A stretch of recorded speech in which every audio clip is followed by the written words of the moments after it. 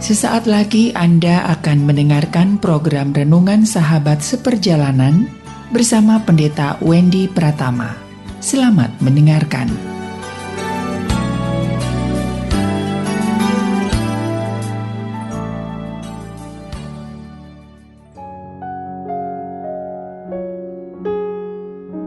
Selamat berjumpa kembali di dalam layanan audio Sahabat Seperjalanan. Hari ini adalah hari Minggu 19 Juni 2022. Tema renungan saat teduh kita dengan judul Jangan Asplos. Apa itu asplos? Jangan asal nyeplos. Berbicara tentang cara berbicara. Mari kita berdoa. Bapa yang di dalam surga, kami serahkan ke dalam tangan Tuhan untuk renungan yang kami akan pelajari tentang sebuah kebiasaan jangan asplos asal nyeplos. Di dalam nama Tuhan Yesus kami berdoa. Amin. Sahabat seperjalanan, firman Tuhan terambil dalam Amsal 25 ayat yang ke-11. Demikian bunyinya. Perkataan yang diucapkan tepat pada waktunya seperti buah apel emas di pinggan perak. Dalam Amsal 17 ayat yang ke-27. Orang yang berpengetahuan menahan perkataannya. Orang yang berpengertian kalau ia mengatupkan bibirnya. Mari kita menyampaikan sebuah kehidupan yang penuh dengan kebijaksanaan di dalam berbicara. Sahabat seperjalanan yang dikasihi Tuhan, kalau kita mencoba untuk memikirkan ulang tentang pribadi-pribadi orang yang kalau berbicara itu tanpa dipikir. Jadi namanya asplos, asal nyeplos. Kalimat lain berbicara tentang kebiasaan berbicara tidak dengan pertimbangan. Maka ada kalimat yang mengatakan mulutmu adalah harimaumu. Sahabat seperjalanan yang dikasihi Tuhan, siapa orang yang banyak sekali berbicara? Biasanya dikaitkan dengan wanita, karena wanita memang makhluk sosial yang kebutuhan berelasinya tinggi, sehingga juga dia banyak bicara. Lalu siapa yang banyak bicara? Adalah orang-orang yang berada di posisi di atas. Mungkin dosen, mungkin guru, mungkin majikan, dan juga orang tua kepada anak-anak, mertua kepada mantu. Itu adalah orang-orang yang banyak bicara. Siapa lagi yang banyak bicara? Tentunya jabatan tinggi. Mungkin dia seorang presiden, mungkin dia seorang raja. Atau memang dia seorang motivator yang pekerjaannya bicara. Lalu siapa lagi yang banyak bicara? Salah satunya adalah pendeta atau guru Injil, rohaniawan. Pekerjaannya memang diharuskan dan diwajibkan banyak bicara. Bayangkan kalau seorang pendeta tidak mau banyak bicara, naik ke atas mimbar, disuruh khotbah, lalu bicara 1 menit, 2 menit, turun kembali, pasti itu akan dipersoalkan. Karena untuk berkhotbah minimal 20 menit untuk gereja-gereja yang memang durasi ibadahnya tidak panjang. Ada yang sampai minta 1 jam, ada yang lebih.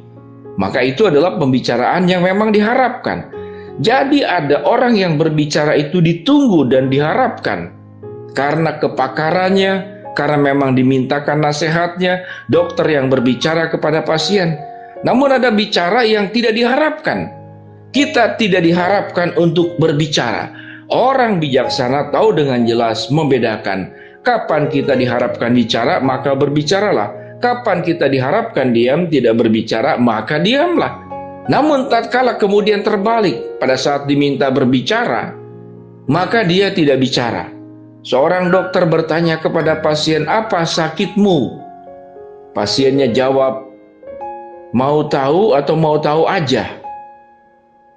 "Iya, ceritakan apa sakit penyakitmu." "Saya tidak akan bicara, karena bicara diam itu adalah emas." Ini saudara-saudara bukan lucu. Ya, ini diminta bicara, tidak bicara, bagaimana dokter bisa mengobati? Sahabat seperjalanan, namun faktor yang paling lebih umum adalah bukan orang diam tidak mau bicara, tapi orang bicara terus tidak mau diam. Jadi faktor umum adalah bukannya dia harusnya bicara tidak bicara, tapi dia harusnya diam, dia bicara terus.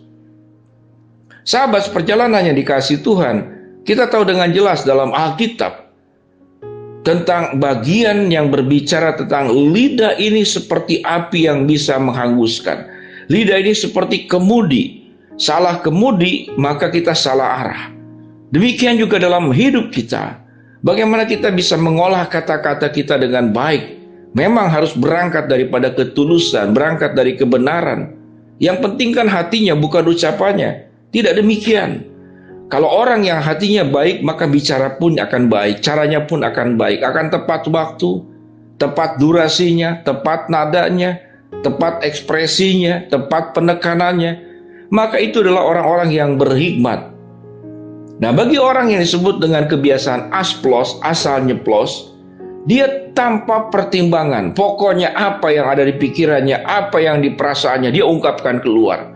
Kalau dia benci, dia ungkapkan keluar. Kalau dia tidak senang, dia ungkapkan keluar. Kalau dia marah, dia ungkapkan keluar. Kalau dia ingin menjelekkan orang, dia ungkapkan keluar. Tatkala orang mengingatkan itu ada bagian rahasia, jabatan rahasia tertentu, jangan dibicarakan. Dia tidak bisa menahan diri. Dia akan terus bicara, dan bicara. Sehingga bicara ini adalah seperti binatang liar.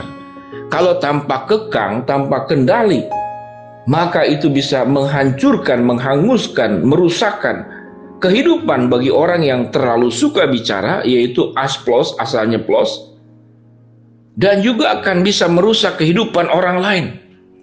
Rumah tangga bisa hancur karena ada orang yang bicaranya asplos, asal nyeplos. Negara bisa hancur karena orang-orang tertentu yang harusnya memegang rahasia jabatan untuk tidak bicara, lalu keluar rahasia-rahasia. Di zaman terdahulu, peperangan-peperangan digagalkan, kemenangan bisa dimenangkan, ataupun sesuatu yang buruk itu bisa digagalkan karena orang bisa tahu dengan jelas kapan bicara dan kapan itu diam.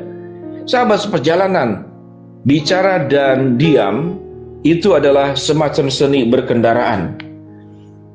Bicara itu adalah diilustrasikan seperti gas. Diam itu adalah seperti rem. Kendaraan untuk mencapai tujuan dengan selamat, dia tahu dengan jelas kapan harus gas dan kapan harus rem. Kehidupan kita pun kalau ingin mencapai sebuah kehidupan yang sukses di masa sekarang dan masa akan datang, maka tahu dengan jelas kapan harus bicara dan kapan harus diam.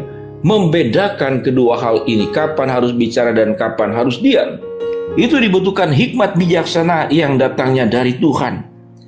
Dalam Amsal 25:11 dikatakan perkataan yang diucapkan tepat pada waktunya. Itu yang tepat pada waktunya. Kalau jalanan sedang macet, Anda menggas kendaraan Anda, maka terjadi kecelakaan. Tapi kalau jalanan sedang lenggang, Anda tidak mau maju, tetap direm, maka tidak akan mencapai tujuan. Sahabat seperjalanan, inilah yang disebut dengan seni kehidupan. Dan seni kehidupan ini dibutuhkan hikmat Allah agar kita punya kemampuan bagaimana berbicara tepat pada waktunya. Karena ucapan yang dikatakan tepat pada waktunya seperti buah apel emas di pinggan perak. Sahabat seperjalanan, marilah kita berbicara. Kalau kata-kata yang kita keluar adalah kata-kata yang membangun, meneduhkan, membawa kepada kebenaran, membawa kepada kedamaian, merukunkan. Bukan perkataan yang kita ucapkan yang tidak tepat yang disebut dengan asplos, menimbulkan pertengkaran, menimbulkan sakit hati, menimbulkan kebencian, menebarkan hoax, menebarkan fitnah, menyampaikan berita bohong yang tidak sesuai dengan kenyataan.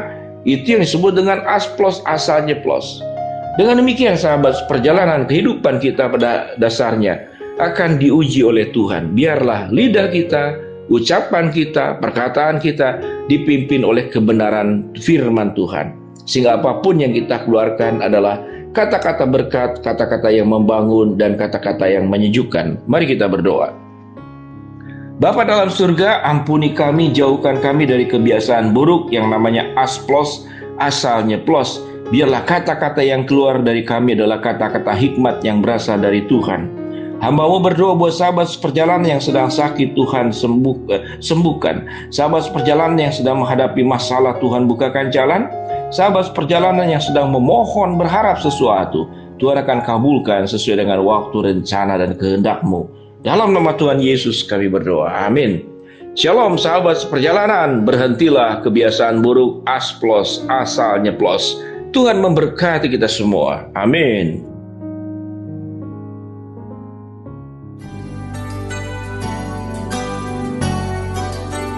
Anda baru saja mendengarkan program Renungan Sahabat Seperjalanan bersama Pendeta Wendy Pratama. Terima kasih atas perhatian Anda. Tuhan Yesus memberkati.